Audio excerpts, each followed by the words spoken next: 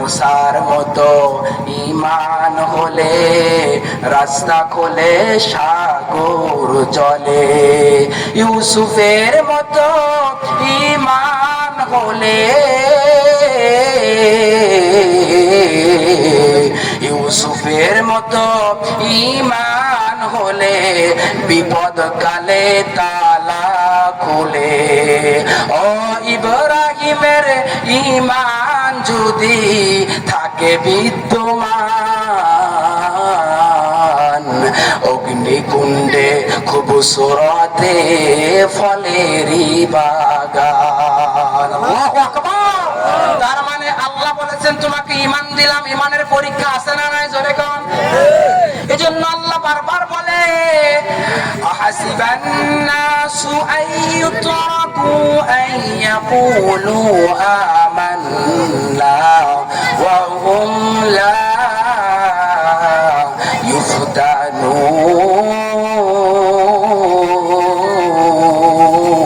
ইফতানুন। এরে ভাই, কালকে এই মাইকটা তুই যদি দিতি আমি কত শান্তি পাইতাম। আজকে বিশ্বাস করে 1 ঘন্টা করে ধরে আমি বয়ান করেছি আমার মসজিদে। আমার মসজিদের মাইক আলহামদুলিল্লাহ এত ভালো, সারা দিন চিল্লাইলেও গলা ভাঙে না। আর আপনাকে অঞ্চলে একদিন অস করে গেছে, আজকে আমার ফোন দিয়েছে, না না ভাই তোমার তো গলা ভেঙে গেছে, আরেকজন কালেকশন করুক। আলহামদুলিল্লাহ, সমস্যা নাই। কালেকশনের বক্তা আমি না, কালেকশন করতে হইলে অনেক কথা বলতে হয়, বাজে কথা কম লাগে। জান্নাতে আপনি জীবনে যাবেন না, আপনার জান্নাতে ঢুকান লাগে। এজন্য ওই দরকার নাই আপনারা জান্নাতে দেওয়ার মতো। যে সকল ওলামায়ে কেরাম আছে প্র্যাকটিসে জান্নাতে দিবে। তবে একটা কথা মনে রাখেন, আপনারা কেউ জাহান্নামে যাবেন না, এটা শিওর। বুঝতে পারছেন? আপনারা ভাবছেন মিছা কথা কইতেছি। ঈমান হয়ে গেল। এরপরে আমার দয়ার নবীর এই যে আল্লাহ রাব্বুল আলামিন দয়ার নবীর কাছে যখন সাহাবায়ে কেরাম আসলেন আর ডাক দিলেন নবীকে, তারা তো আমাদেরকে এত আক্রমণ করে, এত জ্বালা যন্ত্রণা করে, আপনার মা বাবা তুলে গালি দেয়, আপনাকে উত্তাদি বলে বলে গালি দেয়। ও নবী গো, আপনি বলে দেন তারা যদিও গালি দেয়, আপনি বলেন না নবীকে আমরা কি শুধু মারি খেয়ে যাব নাকি? আমাদের কি কোনো কথা থাকবে না, কোনো অভিযোগ থাকবে না? আমার নবীর কাছে আল্লাহ পাক এবার ওহী প্রেরণ করলেন, ডাক দিয়া বলে হাবিব নবী, হ্যাঁ আপনি ক্লান্ত শ্রান্ত ঘর্মাক্ত হবেন না। আপনি আপনার সাহাবায়ে কেরামকে বলে দেন, আপনি সবাইকে বলে দেন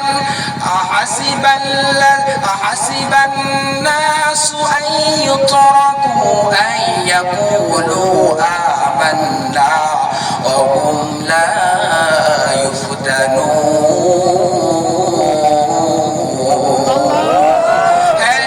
আপনি বলে দেন তারা ঈমান আনবে আর তারা বলে মনে করবে আমরা সফল হয়ে গেছে, এমনটা না। ও নবী গো,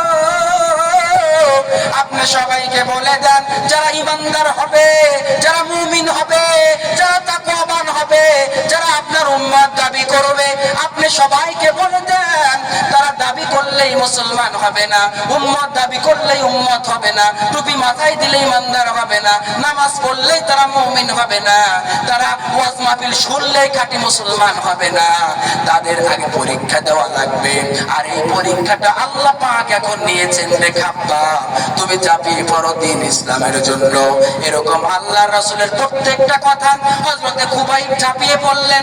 খুবাইবকে বেঈমানেরা এবার শিকলবন্দি করলো, 2 হাতকে 2 পাশে লাগিয়ে দিল। 2 হাতকে যখন পেরেক মারা হলো, তার 2 পাকে যখন পেরেক মারা হলো, এবার বলা হলো রে খুবাইব তুমি বলে দাও, খুবাইব রে তোমাকে মাফ করে দিব যদি একটা বারের জন্য তুমি মুহাম্মদকে তুলে তুলে গালি দাও, তাহলে অতীতের সব জীবনের গুনাহ তোমার মাফ করা হবে, অপরাধগুলো ক্ষমা করা হবে। তোমাদেরকে আমাদের দলে নিব, মুহাম্মদকে একটা গালি দিয়ে দাও। নাউজুবিল্লাহ বলবেন না? খুবাইব কি গালি দিছে নাকি? আর একটু জোরে কান। খুবাইবকে বলা হলো খুবাইব বলো মুহাম্মদ অহংকারী। আসলে কি মুহাম্মদ অহংকারী ছিল? আরে মুহাম্মদ তো এমন কথা বলেছে নিজের ধর্মের 12টা বেজে গেছে। আবু জাহেল একদিন উকবাকে ডাক দিয়ে কয় মুহাম্মদ যে কোরআনের দাওয়াত দেয়, এই দাওয়াত তো আমাদের বাপ-দাদার ধর্মকে ডুবায়া দিচ্ছে, আমাদের নাক কানগুলো গলায় গেছে, কারণ আমরা অপমানিত হচ্ছি, লাঞ্ছিত হচ্ছি। হচ্ছি, বঞ্চিত হচ্ছি, আমরা কোথায় যাব রে? মুহাম্মদকে থামাও, থামাও, কে আছো? এবার উকবা ডাক দিয়া কয়, ওয়ালিদ ইবনে মুগিরার কাছে চলে যাও, মুহাম্মদ যা বলে এটা কি আসলে সত্য নাকি? ওয়ালিদ ইবনে মুগিরা তাকায় দেখে আমার দয়ার নবী পবিত্র কোরআন থেকে তেলাওয়াত করছেন, আলিফ লাম মিম আসিবান নাসু আন ইউতরাকু আন ইয়াকুলু আমান্না ওয়া হুম লা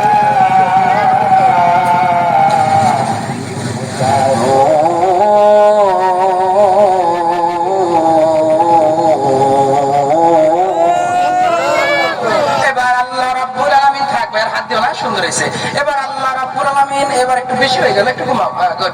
আল্লাহ রাব্বুল আলামিন বললেন, ও নবী হে, আপনি যে কোরআন তেলাওয়াত করেন, কালকে এই সাউন্ডটা দিলে আর সাউন্ড লাগতো না রে ভাই, ঠিক আছে, ধন্যবাদ। আচ্ছা, এবার আল্লাহ পাক বললেন, ও মুহাম্মদ বলে দাও, আপনি এবার বলে দেন আপনার খুবাইবকে, খাব্বাবকে, আপনার সমস্ত সাহাবীকে, আবু বকরকে, উমরকে, উসমানকে আপনি বলে দেন, দুনিয়ার জমিনে তারা যদি ইমানদার দাবি করে, তারা যদি আপনার সাহাবী দাবি করে, আপনি বলে দেন, সবাইকে বলে দেন, অবশ্যই তাদের ঈমানের পরীক্ষা দেওয়া লাগবে। তারা যদি ঈমানের পরীক্ষা দিতে চায়, আর আমি আল্লাহ রাব্বুল আলামিন তাদের পরীক্ষায় উত্তীর্ণ করে দিব।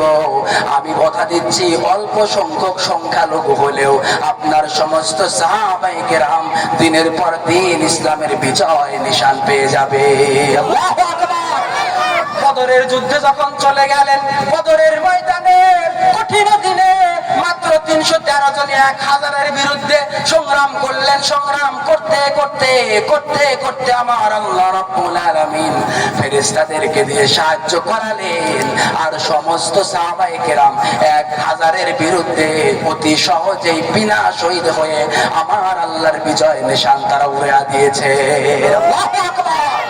ভাইরা আমার, দ্বিতীয় প্রকারের কথা হলো মুতার যুদ্ধে। মুতার যুদ্ধে মাত্র সাহাবায়ে কেরাম 1000 ছিল, মতান্তরে কয়েকশো, ধরেন 1200 ছিল, তার মানে সাহাবায়ে কেরাম 1200। অপরদিকে তাকায় দেখে মুতার যুদ্ধে কাফের যে বেঈমানেরা ছিল, এই বেঈমানেরা 1 লাখ পিছনে, আবার 1 লাখ সামনে, মানে কয় লাখ? জোরে কন। 2 লাখ সাহাবীর বিরুদ্ধে এন্টিপার্টি দাঁড়িয়ে গেল। আমার দয়ার নবীর কাছে ওই হয়ে গেল, নবী আপনি মুতার যুদ্ধের জন্য, সংগ্রামের জন্য সেনাপতি প্রেরণ করে দেন। রোম সম্রাট হেরাক্লিয়াসের বিরুদ্ধে যখন আমার দয়ার নবীর সংগ্রাম শুরু হয়ে যাবে, প্রত্যেকটা যুদ্ধে, কি বদর, কি উহুদ, কি খন্দক, প্রত্যেকটা যুদ্ধে আমার দয়ার নবী রহমাতাল লিল আলামিন মাত্র একজন সেনাপতির দায়িত্ব দিতেন, একজন সাহাবীকে। কিন্তু মুতার যুদ্ধে আমার নবী বললেন, আমার পালক পুত্র যায়েদ ইবনে হারেসা কোথায়? ও যায়েদ, তুমি কোথায়? সামনে আসো না। যায়েদ সামনে আসে। আমার দয়ার নবী বললেন, ও যায়েদ বিন হারেস, তুমি এবার বলো, আমি তোমাকে যে যুদ্ধে প্রেরণ করতে চাই, তুমি কি সেই যুদ্ধে যাইবা নাকি? আমার দয়ার নবীর কথাই বলে, নবীকে আপনি তো আমার একমাত্র অভিভাবক, আপনি যদি আমাকে যুদ্ধের ময়দানে প্রেরণ করেন, আমার ক্ষমতা নাই, আমি এখানে স্থির থাকবো। সুবহানাল্লাহ বলবেন না? ভাইরা আমার, আমার যায়েদ রাদিয়াল্লাহু তাআলা আনহু রাজি হয়ে গেল। দয়ার নবী বললেন, 2 নম্বর সেনাপতি হবে জাফর ইবনে তাইয়ার। জাফর আর তাইয়ার, তুমি কোথায় আছো? সামনে আসো। জাফর ইবনে তাইয়ার সামনে আসলো। আমার দয়ার নবী 3rd টাইম তিনি সিগন্যাল দিলেন, তোমরা কে কে আছো, কে কে আছো? আমি তার একজন সেনাপতির দায়িত্ব দিয়ে পাঠাবো। তোমরা কোথায় আছো? আব্দুল্লাহ ইবনে রওয়াহা, চলে আসো, আমার সামনে চলে আসো। 3 জন সেনাপতি দিলেন। আবার সাহাবায়ে কেরামরা ভাবতেছেন, হায় হায়, নবী বদরে 2 জন দেন নাই, 3 জন দেন নাই, উহুদের জমিনে 2 জন নয়, 3 জন নয়, খন্দকে 2 জন, 3 জন, 4 জন দেন নাই, কিন্তু মুতার ময়দানে কেন আমার দয়ার নবী তিনজন সেনাপতির দায়িত্ব দিচ্ছেন। তার মানে আমাদের বোঝা হয়ে গেল নবীকে আমাদের একটু প্রশ্ন করা দরকার। আমার নবীকে যখন বলা হলো, ও দয়ার নবী গো, আপনি বলে দেন মুতার ময়দানে কেন তিনজন সাহাবীকে সেনাপতির দায়িত্ব দিচ্ছেন? আমার নবী বললেন, ও আমার সমস্ত সাহাবীরা শুনে নাও, আমি আমার একজন সাহাবী প্রথমে দিলাম আমার পালক পুত্র জায়েদকে। জায়েদ যদি শহীদ হয়ে যায় আমি দিব জাফর আত-তাইয়ারকে। জাফর যদি শহীদ হয়ে যায় কালিমার ঝান্ডা নিয়ে দাঁড়িয়ে যাবে আব্দুল্লাহ ইবনে রাওয়াহা। আর আব্দুল্লাহ ইবনে রাওয়াহা যদি শহীদ হয়ে যায় তো তোমাদের মধ্যে একজনকে তোমরা সেনাপতির দায়িত্ব দিবা। আল্লাহু আকবার। এটা হলো ঈমান। ঈমানের পরীক্ষা শুরু হয়ে গেল। ভাইরা আমার নবী প্রথম সাহাবীকে ডাক দিলেন, ও যায়েদ ইবনে হারেসা, তুমি কোথায় আছো? চলে যাও, তোমার বাড়িতে দেখা করো। যায়েদ ইবনে হারেসা, আপনি তো আমার বাপ, আমি কই যেতাম? আর আমার মা তো আয়েশা, সুবহানাল্লাহ, বলেন না, আমি আয়েশার সঙ্গে কি দেখা করব? আপনি অনুমতি দিলেই তো হয়। ভাই তোমার মায়ের সঙ্গে দেখা করো। মায়ের সঙ্গে দেখা করতে গেছে, তার তো কোনো কেউ নাই, তিনি দেখা করে হাজির হয়ে গেছে যুদ্ধে যাবার জন্য, ইমানের পরীক্ষা দেবার জন্য। দ্বিতীয় নাম্বার জাফর ইবনে আবি তালেব, রাসূলের চাচাতো ভাই, আপন চাচাতো ভাই, সুবহানাল্লাহ বলবেন না? নবীজি বললেন তুমি বাড়িতে চলে যাও। জাফর ইবনে আবি তালেব যখন বাড়িতে যায়, তিনি তার ছোট্ট ছোট্ট দুইটা সন্তান, তারা কেবলমাত্র হাঁটে, সামান্য ধীরে ধীরে দৌড়ায়, এরকম ছোট্ট দুইটা সন্তান কিনে স্ত্রী বসে আছে ঘরের মধ্যে। দরজা টানলেন, ও প্রাণের স্ত্রী আমার, বের হও। আমাকে দয়ার নবী বলেছেন যাইতে, আমি যাব যুদ্ধের ময়দানে, আমার দুইটা সন্তানকে তুমি দেখে রাখবা। এবার স্ত্রী ডাক দিয়া কয়, তুমি যদি আমাদের থেকে বিদায় নিয়ে চলে যাও, আমি দোয়া করব তোমার জন্য, তুমি অবশ্যই যুদ্ধে বিজয় নিয়ে গাজী হয়ে আমার পরিবারে আবার ফিরে আসবা। সুবহানাল্লাহ বললেন না? যখন বললেন গাজী হয়ে ফিরে আসবা, এবার জাফর আত-তাইয়ার কি বলেন জানেন? আমি গাজী হয়ে ফিরে আসবো, তুমি এই কথাটা ভুল ডিসিশন দিয়েছো। তার হাতে ছিল তলোয়ার, তলোয়ারের দরজা বল্লমটা খুলে উল্টো দিক দিয়ে তার স্ত্রীকে আঘাত করছেন। ডাক দিয়া বলেন, স্ত্রী তোমাকে হাত কাটছে? কয় না, হাত তো কাটে নাই। কয় তাহলে তুমি যে দোয়া করলা, দোয়া উল্টা হয়ে গেল। হাত যদি কাটতো, আমি সোজা করে তলোয়ার মারলে হাত কাটতো, আমি উল্টা করে তলোয়ার মেরেছি। এর কারণ হলো সবকিছু তুমি যা ভাবতেছো সব উল্টা, আমি আবার ফিরে আসবো এটাও উল্টা। কারণ আমার পরে আছে আব্দুল্লাহ ইবনে রাওয়াহা, আবার আমার সামনে আছে যায়েদ ইবনে হারেসা। এই দুইজন আমার দুই পাশে আছে, মানে হলো নিশ্চয়ই নবীজি যেহেতু আমাকে মাঝখানে ফেলেছেন, আমি কোনোদিন আর গাজী হয়ে ফিরে আসবো না। সুবহানাল্লাহ বলবেন না? তার স্ত্রীকে বললেন, সালাম আলাইকা, জান্নাতে দেখা হবে প্রাণের বিবি আমার, ভালো থেকো। তিনি পিছনের দিকে আর তাকায় না। পিছন দিক থেকে দুইজন সন্তান বাবা বাবা করে চিৎকার মেরে ডাকে, কিন্তু সাহাবী জাফর ইবনে আবি তালেব পিছনের দিকে আর ফিরে তাকায় না। সামনের দিকে যখন চলে যায়, হঠাৎ করে বিবি চোখের পানি নির্ঝর ভাবে জমিনের মধ্যে যখন পতিত হয়, এমন সময় দরজা বন্ধ করে দেয়। হঠাৎ করে রাসূলের দরবারে যখন হাজির হয়ে গেছে জাফর ইবনে আবি তালেব, দ্বিতীয় নম্বরে হযরত আব্দুল্লাহ ইবনে রাওয়াহা কেবলমাত্র বিবাহ করেছেন, বাড়িতে এখনো মেহমান আছে। হাদিসের কিতাবের মধ্যে এসেছে শারহুল মাআনিল আসারে 1046, মানে 1046 নম্বর হাদিসে এসেছে হযরত আব্দুল্লাহ ইবনে রাওয়াহা কেবলমাত্র বিবাহ করেছেন। বিবাহ করার পর তিনি যখন বাড়িতে আসলেন, নতুন বিবিকে স্পষ্ট এখনো পর্যন্ত দেখতে পারে নাই। ডাক দিয়ে কয়, ও আমার প্রাণের স্ত্রী, আমাকে রাসূল বলেছেন জিহাদের ময়দানে যেতে হবে, তুমি যদি অনুমতি দাও আমি জিহাদের ময়দানে চলে যাব। বলো বলো তোমার অভিমত আছে নাকি কোনো?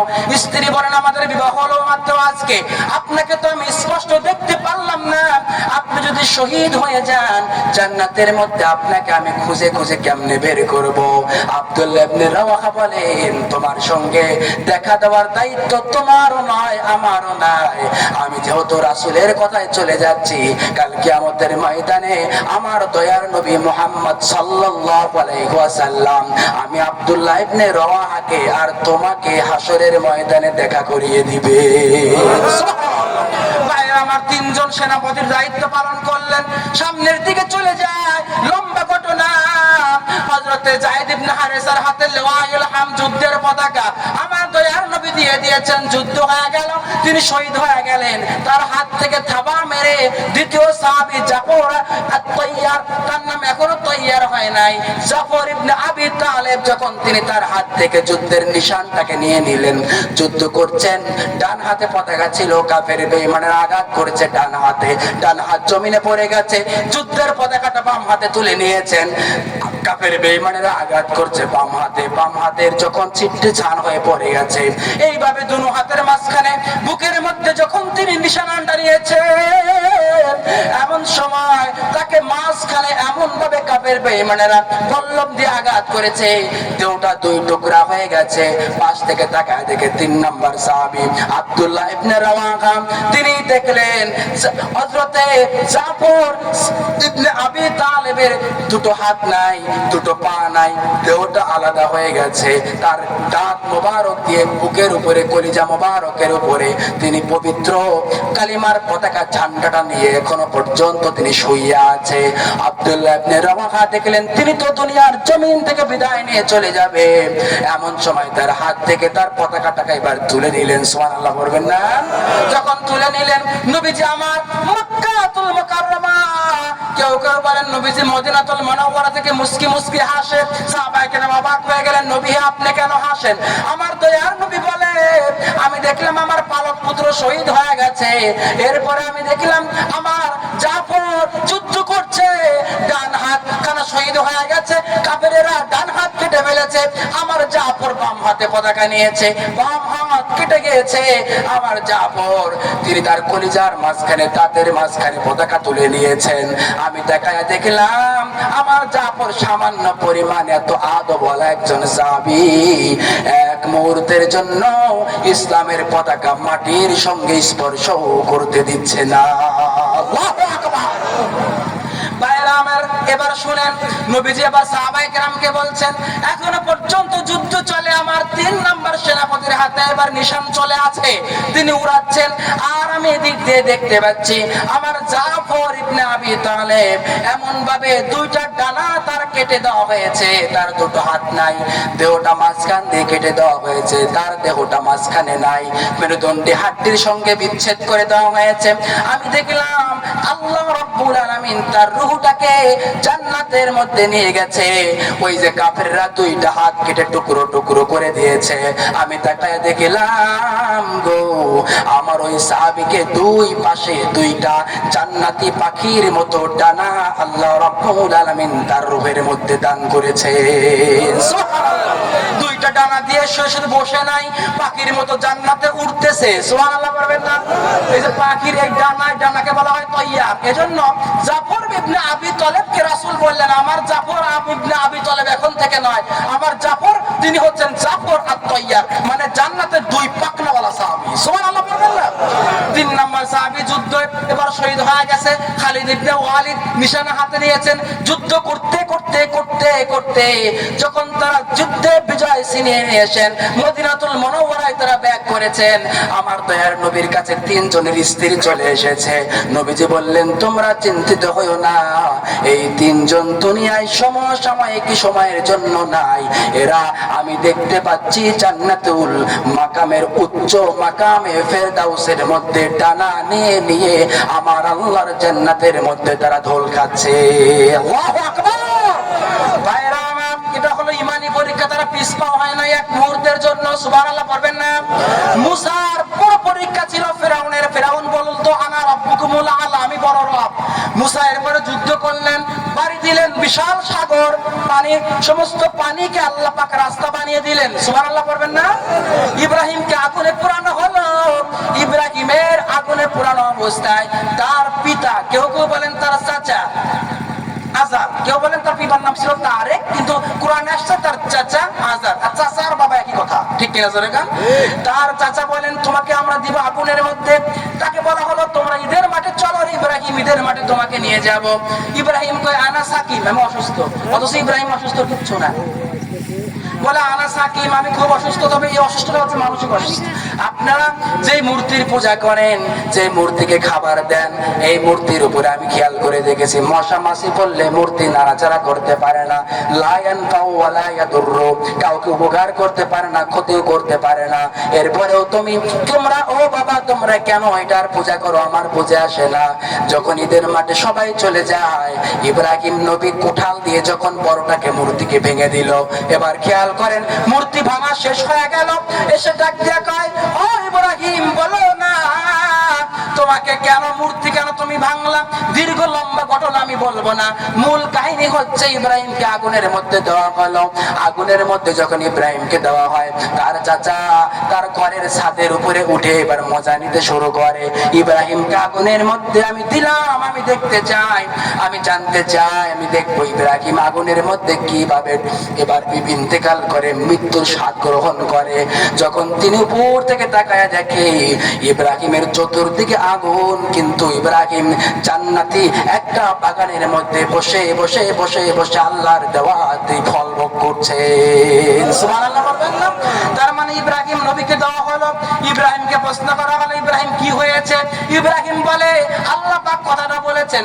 আগুনকে আল্লাহ ডাক দিয়ে বললেন, ইয়া নারু কুনি বারদাও ওয়া সালামান আলা ইব্রাহিম।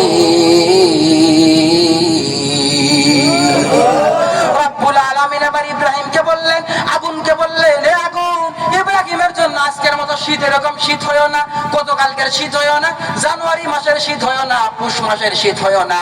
আল্লাহ পাক ডেকে ডেকে বললেন, ইব্রাহিমের উপরে নাতিশীতোষ্ণ হয়ে যাও, শান্তিদায়ক ঠান্ডা হয়ে যাও, না শীত হও না গরম হও। আল্লাহর হুকুমে আগুনের মধ্যে আমার আল্লাহ রব্বুল আলামিন শান্তিদায়ক ঠান্ডা করে দিলেন। সুবহানাল্লাহ বলবেন না? মুসার মতো ঈমান হলে রাস্তা খোলে সাগর জলে, ইউসুফের মতো ঈমান হলে, ইউসুফের মতো ঈমান হলে বিপদ কালে তালা খুলে। ও ইব্রাহিমের ঈমান যদি থাকে বিদ্যমান, অগ্নিকুণ্ডে খুবসুরতে ফলেরই বাগান। আল্লাহু আকবার। তার মানে আল্লাহ বলেছেন তোমাকে ঈমান দিলাম, ঈমানের পরীক্ষা আছে না নাই? জোরে কোন। এজন্য আল্লাহ বারবার বলে, আহাসিবান নাসু আইয়ুতরাকু আইয়াকুলু আমান্না ওয়া হুম লা ইফতানুন।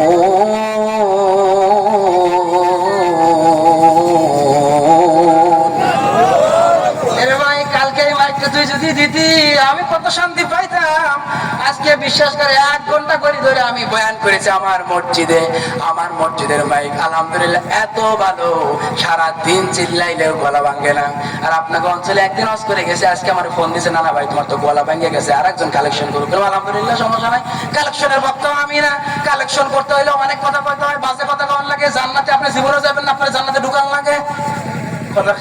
এজন্য ওই দরকার নাই, আপনারা জান্নাতে দেওয়ার মতো যে সকল ওলামায়ে কেরাম আছে প্র্যাকটিসে জান্নাতে দিবে। তবে একটা কথা মনে রাখেন, আপনারা কেউ জাহান্নামে যাবেন না, এটা শিওর। বুঝতে পারছেন? আপনারা ভাবছেন এটা মিছা কথা কইতেছি? এটা কোরআনে আছে, এটা হাদিস শরীফে আছে, এটা বললে অসংখ্য দলিল প্রমাণ আমার কাছে আছে, এটা আমি বলতে পারবো। আপনারা কেউ জাহান্নামে যাবেন না। আপনার এই সূরা, যারা বাউল আছেন এখানে, বাউল ওদেরকে তো সবসময় বাস দেয়, আজকে একটু শান্তি দেয়। যারা বাউল আছেন আপনারা, ওরা বলে থাকে মানুষের এই দেহটা মোহাম্মদ নামে আকৃত। আসলে কথাটা সত্য, মানুষের এই দেহটা এটা মোহাম্মদ সিস্টেমে আল্লাহ বানিয়েছেন, এরা আকৃতি মোহাম্মদের মতোই। মোহাম্মদ লিখলে যেমন লাগে আর আকৃতি সেরকম আসে। সুতরাং মোহাম্মদ আকৃতি কাউকে আল্লাহ জাহান্নামে দেবে না। সুবহানাল্লাহ বলবেন না? আপনাদের কাউকে আল্লাহ জাহান্নামে দেবে না, এটা শিওর। তবে তবে তবে তবে তবে আছে কি? তবে ওটা অন্য একদিন বলবো ইনশাআল্লাহ। ভাইয়েরা আমার, এখন কথা হলো কত বাজে? 9:30 পর্যন্ত সময়, তো আগের সময় থেকে নেই, দাঁড়ান। 9:14 বাজে, আরো 15 মিনিট আছে, 16 মিনিট। ভাইয়েরা আমার, এবার আপনারা কোন মানে আমার কোন আর হুজুর কি কমানে তাইলে সময় একটু বাড়ায় দেন হুজুর মাকড়সার বিষের কাহিনী তো কইলেন না। হ্যাঁ মাকড়সার গুড ভেরি গুড। কালকে কইছিলাম মাকড়সার বিষ আছে না নাই, টক্সিন জাতীয় বিষ আছে, একটু পরে কই আমি আমারটা গুছায় নেই। এবার আপনারা কোন ঈমান যদি আপনি আনেন আপনার পরীক্ষা আছে না নাই, জোরে কোন পরীক্ষাটা কিসের মাধ্যমে? কালকে বারবার কইছে আল্লাহ বলেন ওয়ালানাবুলু আন্নাকুম বিশাইইম মিনাল খাউফি ওয়াল জু'i ওয়া নাকসিম মিনাল আমওয়ালি ওয়াল আনফুসি ওয়াস সামারাত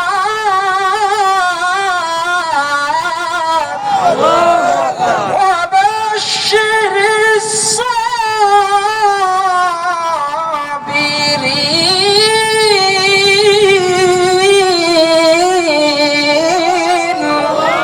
ঘোষণাকার জোরে বলেন। আল্লাহ বলেন যদি কেউ ইমানদার হয়, যদি কেউ মুমিন হয়, যদি কেউ মুত্তাকি হয়, তাকে আমি আল্লাহ পরীক্ষা করব। এক নাম্বার অন্তরে ভয় ঢুকায় দিব, এমন ভয় ঢুকায় দিব সামনের দিকে আগাবে না, মনে করবে কাঁটা আছে, মনে করবে বেলের কাঁটা, মনে করবে খেজুর গাছের কাঁটা, কিন্তু কাঁটাটা কেমন কাঁটা? আল্লাহ বারবার বলছেন ওই কাঁটা হলো মাকড়সার জালের মতো কাঁটা। ওই জালটা যদি তুমি ফুৎকার দিয়ে দাও, মাকড়সার জালের মতো তোমার সামনের সব কুসংস্কার গুলো তছনছ হয়ে যাবে। ঠিক কিনা বলেন? এজন্য যারা হারাম খায়, যারা সুদ খায়, ঘুষ খায়, যারা অবৈধ টাকা ইনকাম করে, এদের তেল ব্রয়লার মুরগির মতো হয়। ঠাড়া পড়লে যাদের ব্যবসা আছে রেজা কাকা কই, ঠাড়া পড়লে আপনার দোকানের দেখবেন একসাথে 5-10টা 50টা মুরগি সমানে ইন্তেকাল ফরমায়। ঠিক কিনা জোরে গান? তার মানে যারা হারাম খর, যারা সুদ খর, যারা ঘুষ খর, যারা অবৈধ টাকা ইনকাম করেছে, এরা এমন আত্মা নিয়ে চলাফেরা করে, একটা ধমক দিবেন, কোরআনের সত্য কথা বলবেন বজ্রকণ্ঠে, এরা এমন ভয় পাবে ব্রয়লার মুরগির মতো এদের আত্মা। এরা কুলাইতে না পাইরে অপবাদ দিব হুজুর অহংকারী। ঠিক কিনা জোরে গান? এরা কুলাইতে না পাইরে কব ছোট মানুষ বড় কথা কয়, অথচ কোরআনের কথা এটাকে আমার বাপে কইছে নাকি? কথা কন না কে? তার মানে আপনি মানুষকে মারবেন, আপনি টাকা দিয়ে গোলামি করবেন, নিষ্পাপ বাচ্চাকে হত্যা করবেন, আপনি অর্ডার করবেন, মানুষকে হত্যা করবেন। এই কথা কইলে আপনি আমার একটা লাগায় দেন হুজুর জামাত ইসলাম করে। আমি জামাত ইসলাম করি, কোন খাতা কলম কোথাও প্রমাণ আছে আমার? আমার নিজের খায়া বাতেন ভাই হরিণ মার্কায় ভোট চাই, আমার জামাত ইসলাম করার কোনো দরকার নাই। আমলিকও করি না, বিএনপিও করি না, জীবনে থাকতে চাই রাজনীতি মুক্ত হিসাবে। যদি প্রয়োজন হয়, যদি দেখে আগাছা বেশি বেড়ে গেছে, তখন জামাত করতেও পারি, ওরা পরের ডিসিশন। কিন্তু আপনি আমাকে নিষ্পাপ একজন মানুষ, আমি ছোট্ট মাসুম বাচ্চা, এরপরে আপনি কেন আমাকে অপবাদ দিবেন? ভাই আমি তো আপনার কোনো ক্ষতি করি নাই, আমার ঠেকা হয় নাই, আপনাকে আমি কেন পাশ দেব? বরং আল্লাহ পাক কোরআনে যা বলেছেন সেইটা হুবহু আমি আপনাদেরকে জানায় দিচ্ছি। ইব্রাহিমের পরীক্ষা ছিল, আরে ভাই নমরুদ তাকে আগুনে ফেললো, কঠিন পরীক্ষা দেওয়া লাগছে। আবু জাহাল আমার নবীকে কঠিন পরীক্ষায় ফেলেছে, এরপরে ফেরাউন মুসাকে পরীক্ষায় ফেলেছে। তার মানে এখন কি এই সমস্ত কাফেররা সব চলে গেছে নাকি? জোরে কন। এখন কাফেরেরা তাদের উত্তরসূরি আছে, আমাদেরকে 2-4টা কাটা কথা বলবে, কটু কথা বলবে, আমাদের আসেও না যায়ও না। ঠিক কিনা জোরে কন? এখন আপনারা কি কোরআনের পক্ষের লোক না বিপক্ষের? কারা কারা পক্ষের? জোরে একটা চিল্লাতে তাকবীর দেন, নারে তাকবীর। পিছনের যুবক ভাইরা অলস হয়ে গেছে, তারা খিচুড়ি টানতে আছে, জানি না খিচুড়ি আছে কি নাই, কিন্তু তোরা জোরে ক দেখি আমরা কোরআনের পক্ষে আছি না নাই? আর একটু জোরে ক আছি না নাই? তার মানে আমার আল্লাহ রাব্বুল আলামিনের যদি মুমিন আপনি দাবি করেন, মুত্তাকি দাবি করেন, আমার পরীক্ষা দেওয়া লাগবে, আল্লাহ পাক এক নম্বরে আপনাকে ভয় ঢুকায় দেবেন। মনে করবেন ওখানে গেলে মনে হয় 12টা বেজে যাবে, আমার গুলি করবো। 5ই আগস্টে যে পরিমাণ গুলি করছে, হাজার হাজার প্লান মারছে, আমি গেলে মনে হয় আমার শেষ করে দিব। আরে ভাই সব মাকড়সার জাল শেষ।